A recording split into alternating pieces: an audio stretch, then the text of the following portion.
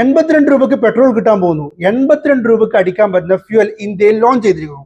ഈ 85 flux fuel ശരിക്കും ഇത് നിങ്ങളുടെ വാഹനത്തിൽ അടിക്കാൻ പറ്റുന്ന ഒരു ഫ്യൂൽ ആണോ?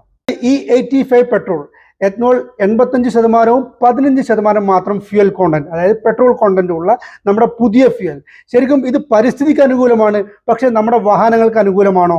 അത് ഈ 85 ഫ്യൂലിന്റെ വില 82 രൂപയാണ്. പക്ഷെ ഒരു കാര്യമുണ്ട്, ഇത് എനർജി, അതായത് പെട്രോളിയത്തേക്കാൾ എനർജി കോണ്ടന്റ് കുറവാണ് നമ്മുടെ എഥനോളിന്. അതുകൊണ്ട് തന്നെ നമ്മുടെ മൈലേജിൽ ഒരു 20 മുതൽ 30% വരെ ലോസ് വരാനുള്ള സാധ്യതയുണ്ട്. നിങ്ങളുടെ വണ്ടിയിൽ E20 സപ്പോർട്ടഡ് ആണ്, പക്ഷേ നിങ്ങളുടെയൊക്കെ ഈ 85 ഒക്കെ നമ്മുടെ നാട്ടിലൊക്കെ ലോഞ്ചായി. അപ്പോൾ നിങ്ങൾക്ക് വില കുറവായതുകൊണ്ട് അത് അടിക്കാൻ പറ്റുമോ? ഒരിക്കലുമില്ല.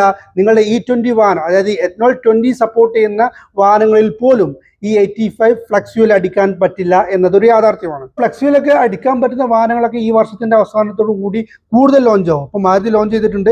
മാരുതിയുടെ അടുത്ത വാഹനം ഈ അടുത്ത് തന്നെ വരാൻ പോകുന്നുണ്ട്. അപ്പോൾ തീർച്ചയായിട്ടും മറ്റു ബ്രാൻഡുകളൊക്കെ ഇതുപോലെ വാഹനങ്ങൾ ലോഞ്ച് ചെയ്തുകൊണ്ടിരിക്കുന്നുണ്ട്. നിങ്ങൾ ഫ്ലക്സ് ഫ്യൂലിനെ സപ്പോർട്ട് ചെയ്യുന്നുണ്ടോ? അല്ലെങ്കിൽ ഇത് ഒരു അടുത്തൊരു മൂവ്മെന്റ്, ഒരു വലിയ മൂവ്മെന്റായി മാറുമോ? താഴെ കമന്റ് ചെയ്യുക.